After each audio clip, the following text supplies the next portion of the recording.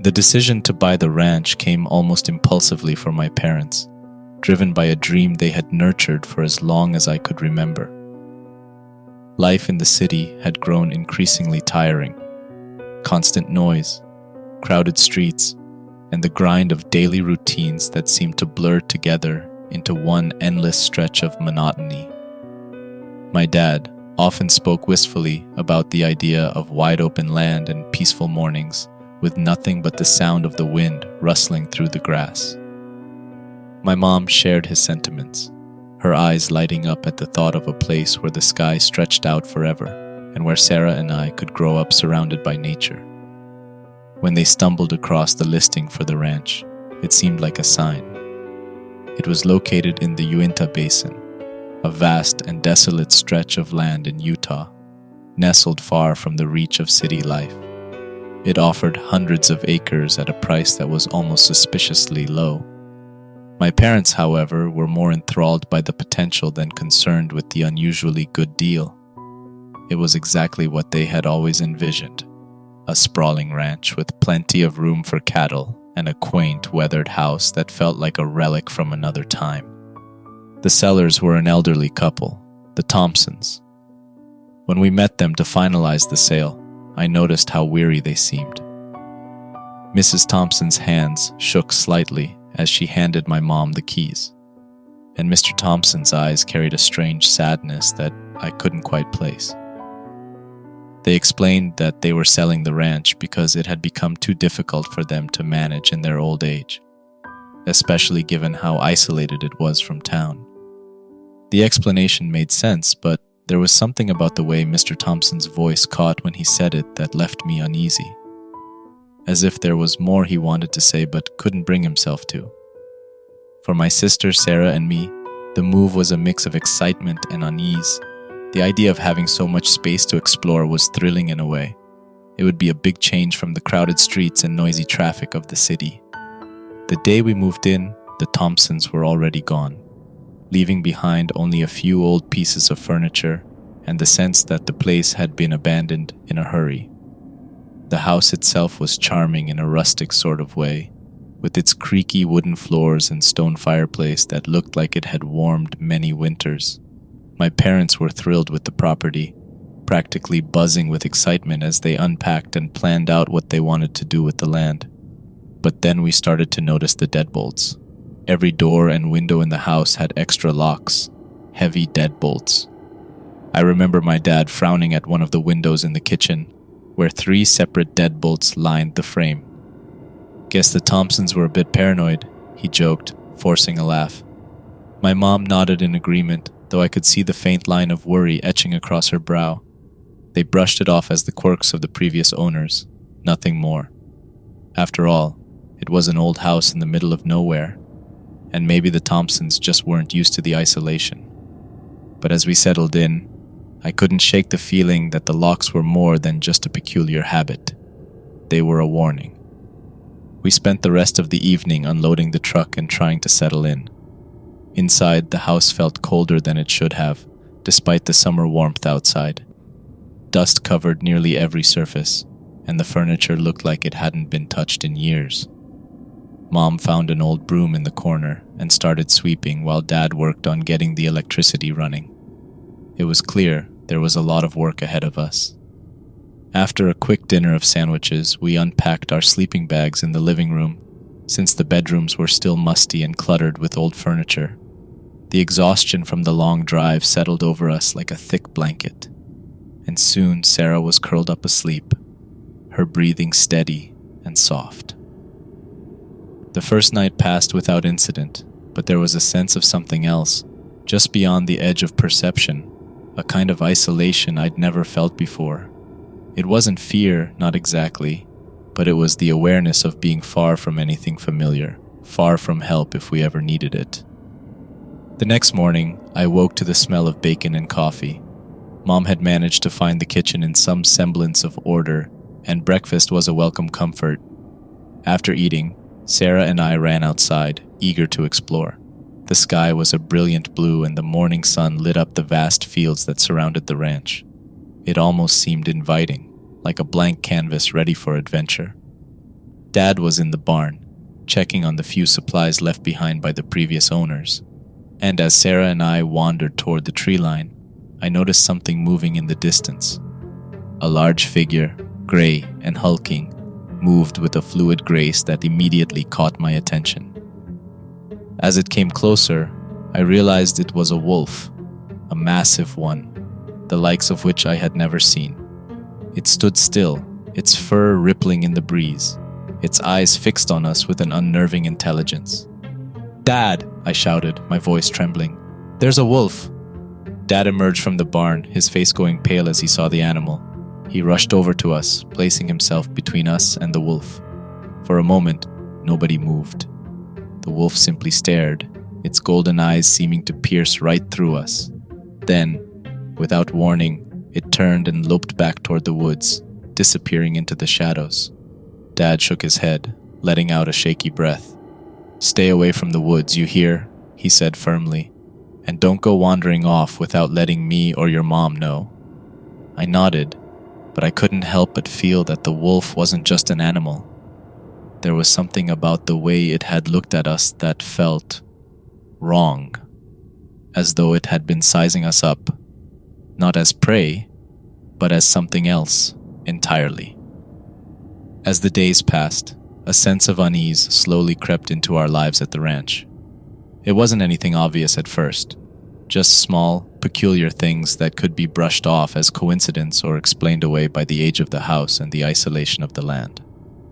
The house itself, though sturdy, was old, and it seemed to breathe with the wind that swept across the fields, the wood creaking and groaning like it was settling into our presence. But then things began to happen that couldn't be dismissed so easily. Another night, while I lay in bed, half asleep, I heard a faint knocking coming from the walls, moving from one end of the room to the other, like someone was tapping out a message. Then there were the doors. Almost every night, at some random hour, we would hear one of the doors in the house slam shut. It wasn't like the gentle closing of a draft. It was a forceful, deliberate sound that echoed through the hallways, startling everyone awake. Mom thought it might be the wind, even though we always made sure the windows were shut tight. The worst was what Sarah heard. It was after a few days when I found Sarah sitting at the foot of my bed, her eyes wide and frightened. She whispered that she heard voices outside her window at night. Not just any voices, but ones that seemed to be calling her name, telling her to come outside. "Tommy," she said in a trembling voice, "they want me to go to the woods." I felt a chill run down my spine. "What do you mean? What did they say?" She just shook her head, tears welling in her eyes. "I don't know. They whisper. And it sounds like they're right there, outside my window." I didn't know what to tell her. I hadn't heard any voices, and when I listened at her window late at night, all I could hear was the wind in the trees. But Sarah's terror was real, and I could see it in the way she clung to me, desperate for reassurance. I told her it was just her imagination, that maybe she had been dreaming, but as I said the words, they felt hollow, even to me. It was a few weeks after we'd settled in when I first saw the lights. It was late, well past midnight, and I was lying in bed, struggling to fall asleep. The house was dark and silent, save for the occasional groan of the wood shifting as the temperature cooled. I turned over in bed, trying to get comfortable, when a flicker of light caught my eye. I got out of bed and walked over to the window, pulling the curtains aside. Outside, in the distance over the fields, was a faint glow.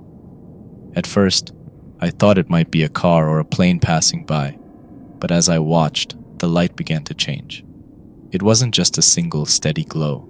It was a cluster of small orb-like lights, moving in erratic patterns, weaving through the air like fireflies, but much larger and much brighter. The orbs floated over the fields for a few moments, then moved closer, drifting slowly toward the house. My heart pounded in my chest as I watched them approach, hovering just above the roof before suddenly darting away in the direction of the tree line. I wasn't sure what I had just witnessed, but the unease I felt in the pit of my stomach told me it wasn't natural. When I asked Dad about it the next day, He shrugged it off as a trick of the light, perhaps caused by some kind of atmospheric phenomenon. But I saw the look in his eyes when I told him how close the lights had gotten. There was doubt there, and maybe even a trace of fear. The sense of unease that had been building since our arrival took a darker turn the morning we found the first cow. The day began like any other. Dad had risen early to check on the cattle, while the rest of us prepared for breakfast. I was at the table, finishing my cereal, when I heard his voice, urgent and sharp, calling for Mom from the fields. We rushed out to find him standing over one of our prized heifers. The sight was something out of a nightmare. The cow lay motionless in the tall grass, its body unnaturally stiff, eyes wide open and glazed over with a lifeless sheen. Its belly had been sliced open with what looked like surgical precision, and yet there was no blood anywhere, not a single drop. The ground around it was untouched, pristine, as though whatever had done this had floated above the earth, leaving no trace. "What the hell could have done this?" Mom whispered, a tremor in her voice. Dad shook his head slowly, his jaw clenched tight. "Probably a predator, a coyote or a mountain lion," he muttered, though even he didn't sound convinced. I looked at the cow's vacant stare and the neatness of the cuts, and I knew deep down that no predator had done this. The eyes didn't just show death, they showed fear, as if the poor animal had seen something terrible in its final moments. From then on, it seemed as if the ranch was turning against us. At night, the cattle would become restless, huddling together near the barn, their eyes reflecting the pale moonlight with a kind of shared terror. The lowing of the cows, normally a gentle hum, had turned into distressed bellows that echoed across the empty fields, as if they were trying to warn us of something lurking just beyond the tree line. Then more cattle began to disappear. One by one, they vanished into the night, only to be found days later, mutilated in ways that defied explanation. The cuts on their bodies were too clean, the organs removed with such care that it was almost as if something was harvesting them. And again, there was never any blood, as though it had been drained before the bodies were left to rot. One night, while everyone else was asleep, I had woken up suddenly, my heart racing for reasons I couldn't explain, an inexplicable sense of dread seeping into my bones. I slipped out of bed and tiptoed down the hallway, my bare feet padding against the cold wooden floor. As I reached the living room, a sudden chill crawled down my spine. I couldn't say why, but I felt an overwhelming urge to look outside, as though something was calling to me, beckoning me toward the windows. I hesitated, my hand trembling as I reached for the curtain. The moonlight illuminated the yard, casting long shadows across the grass, and then my breath hitched in my throat. Standing at the edge of the porch, only a few feet away, were some kind of humanoid figures, but not quite right. They were tall and gaunt, with unnaturally elongated necks, their heads larger than normal. Their eyes, or what I thought were eyes, were sunken pits. There were 3 of them, motionless and silent, their bodies swaying ever so slightly as if caught in an invisible current. They didn't move closer, but I could feel the weight of their presence pressing down on me. My stomach twisted with a fear so intense it felt like I might vomit. It wasn't just the sight of them. It was the way their presence filled the air, a suffocating sense of wrongness that clawed at my insides. I wanted to scream for my parents, but the words seemed lodged in my throat, my voice paralyzed by the terror coursing through me. Suddenly, one of the figures moved, jerking its head sharply toward the window where I was hiding. I gasped and stumbled back, letting the curtain fall shut, my heart pounding so hard it felt like it would burst. For a moment, I just stood there in the dark, too afraid to even breathe. Then came the tapping. Light at first, a faint scratching against the glass. I squeezed my eyes shut, hoping it was just the wind, just my imagination. But the tapping grew louder, as if it was trying to draw me back to the window. I backed away slowly, not daring to look again. I hurried to my room and crawled under the covers, curling into myself as though the thin blanket could shield me from whatever was outside. I listened, ears straining for any other sound, but there was only silence, deep and absolute. The next morning, I told my parents about the figures. My dad laughed it off, saying it was just a bad dream, that I had let the isolation get to me. My mom assured me that no one could have been out there, that the ranch was too far from town for anyone to be wandering around at night. But I knew what I had seen, and I could still feel that suffocating fear lingering in the air, like the figures had left a part of themselves behind. I began to notice the deadbolts even more after that. How every night, without fail, my parents would lock every single one before bed. I wondered if they had seen something too, but were too scared to admit it. Mom started experiencing sudden panic attacks, her breaths coming in shallow gasps as she clutched at her chest, her face pale with terror. She would describe feeling like the walls were closing in on her, and that something was pressing down on her chest, making it hard to breathe. Dad too was changing. His usual calm demeanor had turned to anger. He would snap at the smallest things, convinced that someone was messing with us, that maybe the land was cursed. He spent most of his time wandering the property with his rifle, as if expecting something to emerge from the shadows at any moment. Inside the house, the oppressive energy seemed to grow stronger with each passing day. Electrical devices malfunctioned regularly. The TV would switch channels on its own, the lights would flicker, and the radio would emit bursts of static, interspersed with faint voices, speaking in a language I didn't recognize. That night, the power went out completely. We were plunged into darkness, and as we fumbled to light candles, the air seemed to grow colder, filled with the unmistakable scent of rotting flowers. The smell was so overwhelming that I felt nauseous, and as we sat huddled in the dim light, I could have sworn I heard a faint whispering coming from outside. But it was what happened in the barn that finally convinced me we were in danger. It was past midnight when Dad and I heard the cattle lowing in distress. We grabbed flashlights and headed out to the barn, our breath hanging in the air like mist. As we approached, we heard a sound like something scraping against the wooden walls, followed by a deep, guttural growl. Inside the barn, the cattle were huddled together, their eyes wide and frantic. The scent of decay hung heavily in the air, stronger than ever before. I aimed my flashlight at the far end of the barn and froze. There, near the bales of hay, was a creature unlike any I'd seen before. It was hunched over, its back arched like a cat ready to pounce. Its fur was mangy and spotted, and its face was grotesque, almost hyena-like, with eyes that gleamed a sickly yellow. Dad didn't hesitate. He raised his rifle and fired, the crack of the shot echoing through the barn. The creature didn't fall. It simply stood there.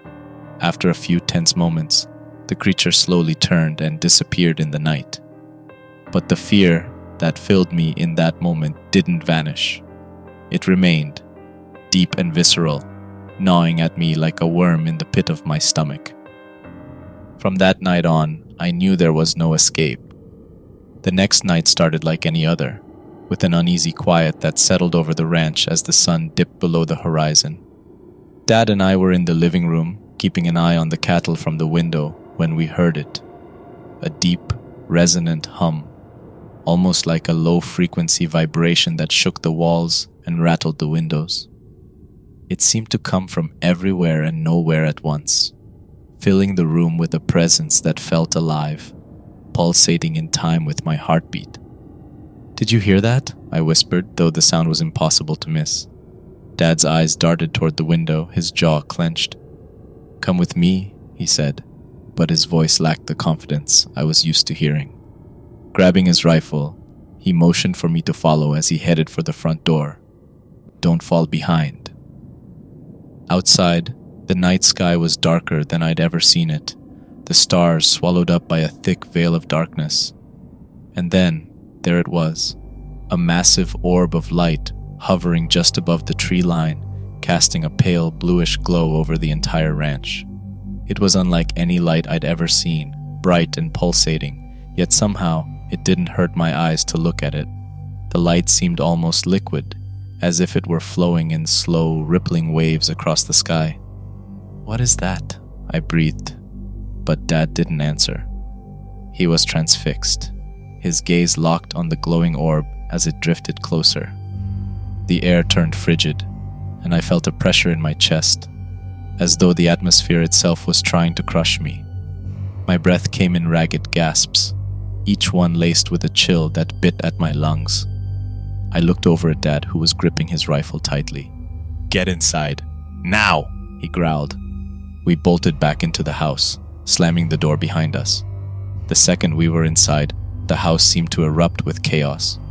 The hum we had heard before now grew louder, deafening, as though the walls themselves were vibrating in tune with it. Furniture flew across the room as if propelled by invisible hands, crashing into walls and shattering into splinters. Picture frames fell from the walls, the glass exploding outward as they hit the floor.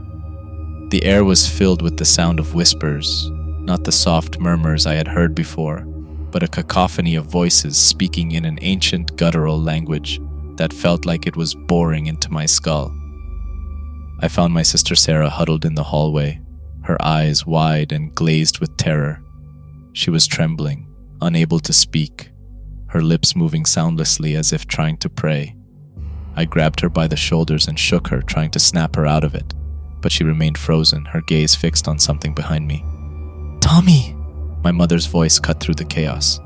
I turned and saw her stumbling down the stairs, clutching her head in her hands.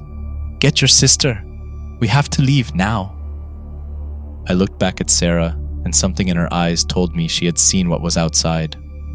With a surge of panic, I grabbed her arm and pulled her up, half dragging her as we stumbled toward the front door. The whispers grew louder, the voices becoming shrill, almost shrieking, as the very walls seemed to close in on us. I could see cracks forming in the ceiling, as though some immense weight was pressing down on the house. Dad met us at the door, his face flushed with anger and fear. "Get in the truck!" he yelled, his voice barely audible over the din. We dashed out the front door and into the frigid night. The orb of light still hovered above the ranch. Dad fired a few shots into the darkness, not aiming at anything in particular, just trying to keep whatever was out there at bay. We piled into the truck, and as he started the engine, the orb seemed to pulse, sending out a wave of cold air that shook the truck and made the engine sputter. "Go!" Mom shouted, clutching Sarah to her chest in the back seat. Dad floored the gas pedal, and the truck roared to life, tearing down the dirt road that led away from the house. As we sped away, I looked back one last time. The light in the sky followed us, drifting slowly above the ranch like a searchlight, tracking our movements until we crossed the boundary of the property. Then it vanished, plunging the world back into darkness. The hum stopped, and for the first time in weeks, there was silence. True, absolute silence. No one spoke as we drove away. The only sound, the rattling of the truck's engine and the crunch of gravel beneath the tires. The ranch, once a place of hope and promise, now felt like a distant, twisted nightmare. We didn't stop driving until the ranch was far behind us, the horizon swallowed up by the night. In the years immediately after we left the ranch, my parents did their best to help us all move on. We relocated to a quiet suburb outside Salt Lake City, far from the desolate stretches of land where our lives had been turned upside down. They enrolled me in a new school and signed me up for all the usual distractions: sports, clubs, summer camps. But nothing seemed to fill the void left by the ranch. I could see it in their eyes too, though they never talked about it. As I grew older, I found myself gravitating towards stories of the strange and the unexplained. I would stay up late at night, reading books on hauntings, UFO sightings, cryptid creatures, and tales of the paranormal. It was as if I was searching for answers, some piece of evidence that could validate what we experienced at the ranch, something that would prove that it wasn't all in my head. The stories fascinated me, not just for the shock and fear they inspired, but because they resonated with my own memories, echoes of the terror I had tried to bury. By the time I reached college, I had become obsessed. I decided to study anthropology with a focus on folklore and cultural beliefs surrounding the supernatural. It was a way to explore the boundaries of reality and to understand how different societies made sense of the unknown. In those years, I attended every conference on paranormal research that I could find. I listened to speakers who claimed to have experienced otherworldly encounters and networked with investigators who had devoted their lives to documenting the strange and unexplainable. I began to meet people who spoke of Skinwalker Ranch in hushed, reverent tones, referring to it as one of the most active and dangerous paranormal hotspots in the world. The stories they shared were both terrifying and validating. I learned about government investigations, secret research projects, and even rumors of military involvement. Each account only deepened my curiosity and my need for answers. Eventually, I began working with a small group of like-minded researchers who shared my passion for uncovering the truth behind the paranormal. We focused on investigating places with a reputation for strange occurrences. Our methods were a mix of the scientific and the spiritual. We used equipment to measure electromagnetic fields and thermal imaging to detect temperature anomalies. But we also consulted with shamans, psychics, and spiritual practitioners who claimed to have insight into the nature of the supernatural. After years of gathering information and honing my skills, the opportunity to return to the ranch came in the form of an email from Dr. Jason Fenton, a seasoned paranormal researcher whose work I had followed for years. Fenton specialized in unexplained phenomena, and his investigations into electromagnetic anomalies, UFO sightings, and spiritual disturbances had earned him a reputation as one of the few experts who took a scientific approach to the supernatural. He had heard about my background and my personal connection to the ranch, and he invited me to join his investigation team for a research expedition. The timing was perfect. Fenton's team had recently secured funding for an extended study of the ranch. They planned to set up a base camp on the property, install high-tech equipment to monitor any activity, and conduct thorough fieldwork to document any strange occurrences. When I read Fenton's invitation, it felt like the culmination of everything I had worked toward. I agreed to join the investigation without hesitation. We set out on a cool autumn morning, the air crisp and the sky cloudless. Our convoy consisted of 3 vehicles loaded with equipment: cameras, motion detectors, electromagnetic sensors, and other devices that would help us document any disturbances on the ranch. Fenton's team included 5 other members, each with their own area of expertise ranging from electromagnetic research to cryptid investigation to Native American spiritual practices. I was introduced to the others over the course of our journey, and though we shared a sense of professionalism, there was an unspoken understanding that we were all driven by a fascination with the unknown. As we drove deeper into the Utah desert, the landscape grew familiar, with the rugged terrain of the Uinta Basin stretching out on either side of the road. We passed through small towns and open plains, and the closer we got to the ranch, the more I felt a creeping sense of anticipation. It wasn't exactly fear, more like the feeling of approaching a place where I'd left a part of myself long ago, a place where time seemed to hold its breath. When we finally pulled into the ranch, the sight of the main house sent a shiver down my spine. It stood like a sentinel from my childhood. The land seemed to stretch endlessly around us, the sprawling property marked only by the distant line of trees that bordered the horizon. We parked the vehicles in a rough semicircle near the house, and the team began unloading the gear. Fenton climbed out of his truck, scanning the surroundings with an expression I couldn't quite read, part curiosity, part wariness. "All right, folks," he said, clapping his hands together to get our attention. "Let's get set up. Tommy, why don't you take a look inside the house and see if it's in livable condition? The rest of us will start setting up the equipment and base camp outside." I nodded, grabbing a flashlight from the supply box before heading toward the house. As I approached, the familiar creak of the porch steps brought back a flood of memories, some nostalgic, some dark. The door groaned as I pushed it open, revealing the dim interior, with dust motes drifting in the faint light that streamed through the broken window panes. Inside, the house felt like a time capsule. Furniture still sat in the same places, draped with white sheets that had yellowed with age. The kitchen table, where I had once sat for family meals, was still covered with an old cloth, its pattern faded almost beyond recognition. I felt a pang of loss, mixed with an uneasy sensation, as if the house was not entirely empty, as if something lingered here, watching from the shadows. I did a quick walkthrough of the house, making sure the rooms were clear and that the structure was safe enough for us to use as our temporary headquarters. I couldn't help but linger in the hallway where my old bedroom was, the door now ajar and slightly off its hinges. "Everything good in there?"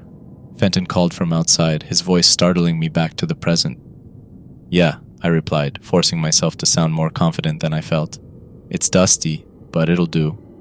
The rest of the afternoon was spent setting up our equipment. Cameras were mounted on tripods around the property, drones were prepared for aerial surveillance, and electromagnetic sensors were placed in various spots where we anticipated activity. The other team members moved with practiced efficiency, exchanging technical jargon as they ran cables and tested connections. There was an underlying excitement in the air, a sense of anticipation as though we were preparing for something big. As the sun dipped below the horizon, the ranch was bathed in a dusky orange glow. Shadows lengthened across the land, and the temperature dropped sharply, sending a chill through the air. The first night was quiet, or at least as quiet as a place like this could be. We gathered around just outside the house, sipping coffee and sharing stories. The mood was light, almost jovial, as the team settled in.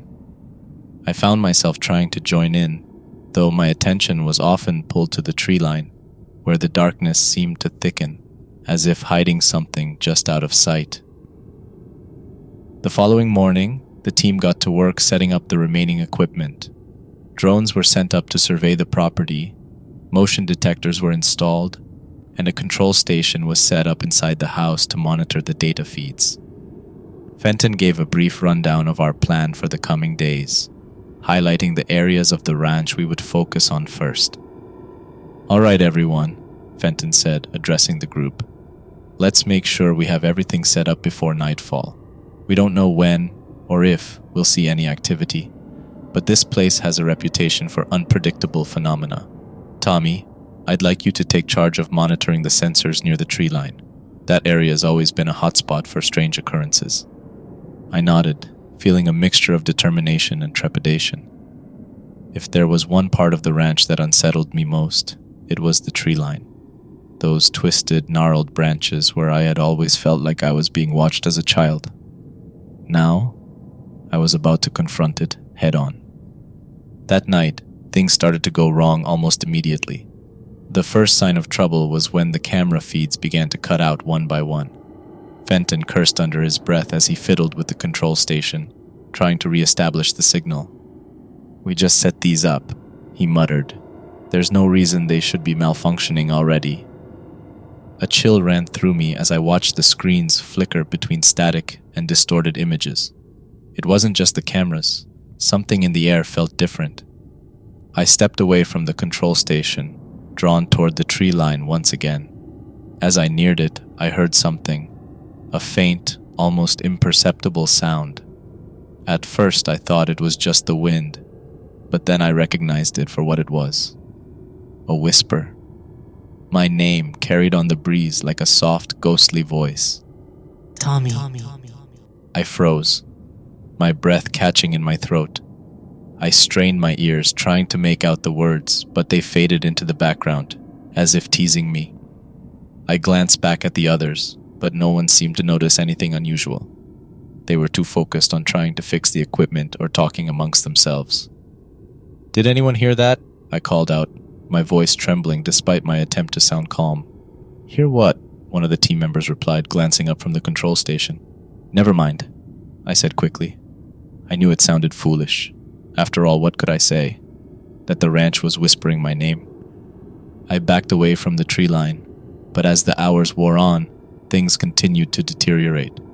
Two of our drones crashed inexplicably, their feeds cutting to black just before they hit the ground. The motion detectors near the barn triggered repeatedly, but when the team checked the area, there was nothing there. No animals, no signs of movement.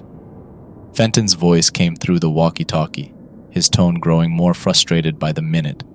We're getting readings all over the place. EM spikes, temperature drops, electrical interference. It's like the whole ranch is going haywire. But there was more than just interference. As the night dragged on, team members began complaining of headaches, dizziness, and a feeling of disorientation. One of them, a cryptid investigator named Marcus, stumbled back from the edge of the property, clutching his head. "It's like I can't think straight," he said, his eyes wide with a kind of dazed panic. "Everything feels wrong." I felt it too, a heaviness in my chest that seemed to intensify the closer I got to certain parts of the ranch. The air smelled faintly of decay, like rotting flowers, and there was a distinct sense that we were not alone. I glanced toward the tree line and saw movement, quick, darting shadows that seemed to melt into the darkness as soon as I tried to focus on them. And then I heard it again. The voice was clearer this time. With every step closer to the tree line, I felt an inexplicable pull, as though the land itself was beckoning me.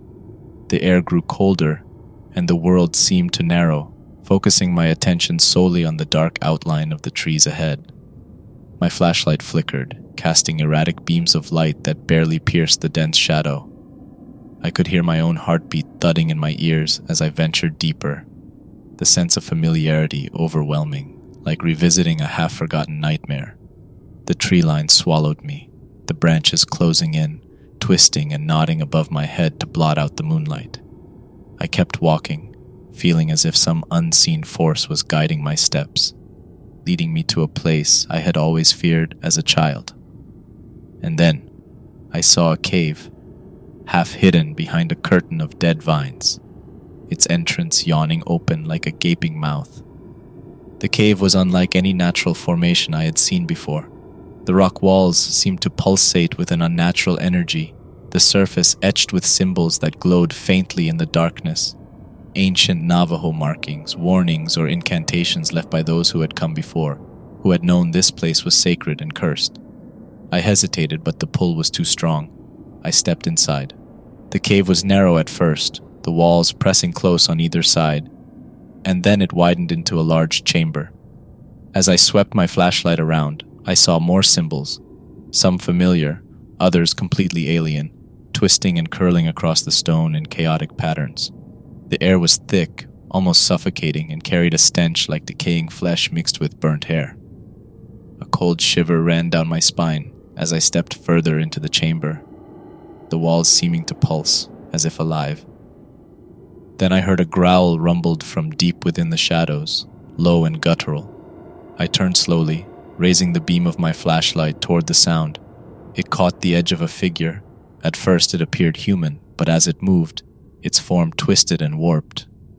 One moment it stood upright like a man, and the next it dropped onto all fours, the shape of its limbs bending in unnatural ways, as though it couldn't decide what form to take. The creature stepped into the light, and I saw it clearly, a grotesque fusion of man and beast. Its skin stretched tight over protruding bones, patches of fur sprouting in random places. Its eyes glowed an unnatural yellow, and its face was a horrid blend of human and wolf-like features, the mouth stretched wide to reveal rows of jagged teeth. It stared at me, unblinking, and I felt an oppressive weight pressing down on my chest, as though it was trying to pull the breath from my lungs.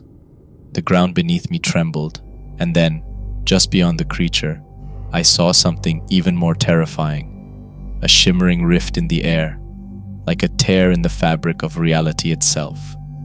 The edges of the rift crackled with energy, and through it, I glimpsed a swirling, chaotic void. Creatures emerged from the darkness on the other side, crawling out with jerky, unnatural movements.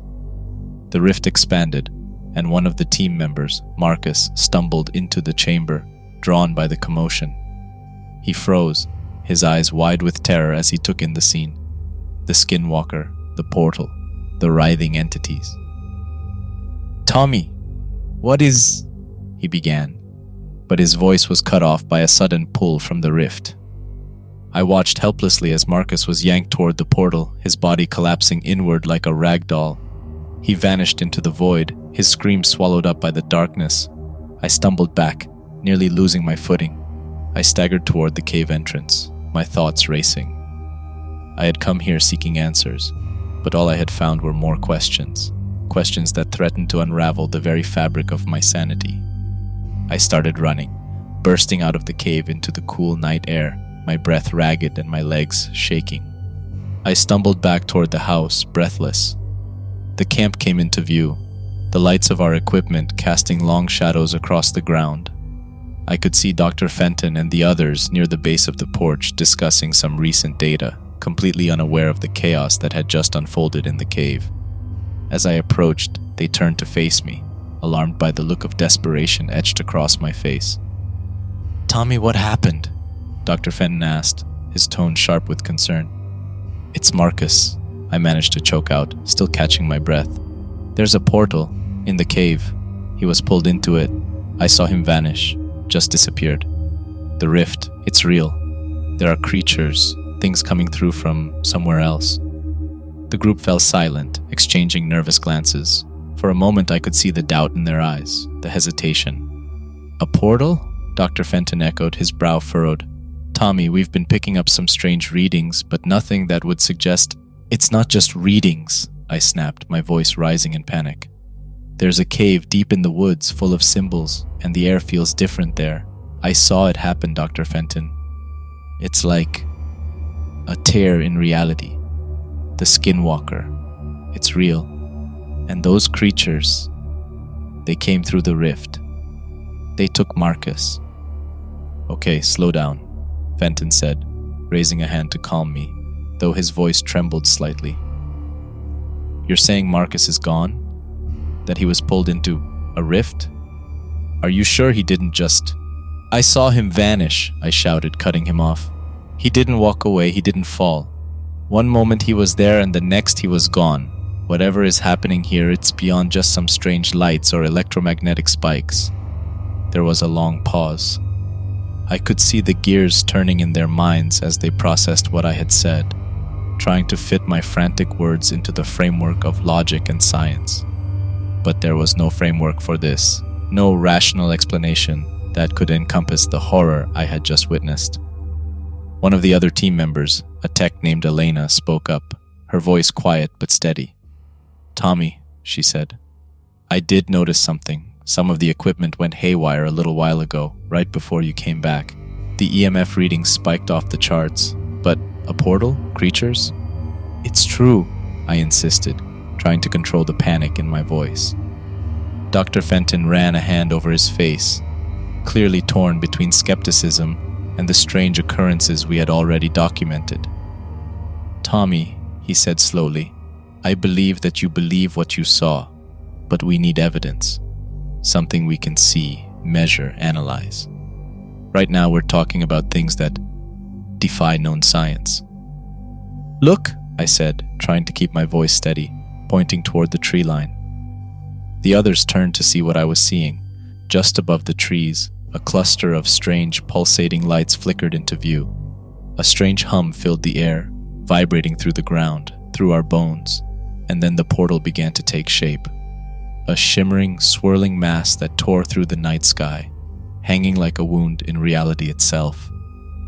The rest of the team froze, eyes wide with disbelief and fear as the rift opened wider. Through the tear, dark forms moved, twisting and writhing, half in and half out of the portal. There was no more doubt in anyone's mind. The ranch was alive with forces beyond our comprehension, and we were standing on the precipice. Dr. Fenton's face was pale, but he nodded, snapping out of his daze. "What do we do?" he asked, his voice shaking. "We need to leave," I said. "Now." We grabbed some of our equipment and hurried to the vehicles, adrenaline propelling us forward. As we sped away from the ranch, the darkness closed in around us. I could feel the land pulling at us, the ranch's grip tightening as though it did not want to let us go. I drove faster, pushing the accelerator to the floor, But as the headlights swept over the road ahead, I realized something was wrong. The landscape around us wasn't changing. The same trees seemed to pass by over and over, the dirt road looping back on itself. No matter which direction I turned, it always led back toward the ranch. "We're not getting out," Dr. Fenton said, his voice trembling. It's like we're trapped." I gripped the steering wheel tightly. "There has to be a way out," I muttered, more to myself than to anyone else. Then, as if on cue, the sky began to lighten. The first hints of dawn painted the horizon, the sun's rays bleeding through the darkness. I pushed the car harder, desperate to break free of the loop, and then, just like that, we crossed a boundary, an invisible line. The air changed, and the tension broke. The landscape around us shifted, the trees finally thinning as the road ahead opened up. The ranch was behind us, the road stretching out into the open desert. I glanced in the rearview mirror, seeing the ranch grow smaller in the distance, finally receding from view. But then, just as I began to let out a sigh of relief, the sky flickered, a glitch in reality, a distortion that rippled through the air like a shudder. I stared at the road behind us, my heart pounding. Had we truly escaped, or was the ranch merely letting us think we had? As the sun continued to rise, I could see it clearly in the mirror, a faint shimmer, a distortion in the air where the ranch had been. It was still there, lurking just beyond the veil of reality. Months have passed since our escape, but the events at the ranch continue to haunt my thoughts. Dr. Fenton and I have gone over every detail of that night, again and again, trying to make sense of the impossible things we witnessed. But no matter how many theories we consider, or explanations we attempt to craft, none of it fits together in a way that feels real. The truth eludes us like a shadow in the dark, always slipping just out of reach. I have read the reports from other investigators who have ventured onto the property since we fled.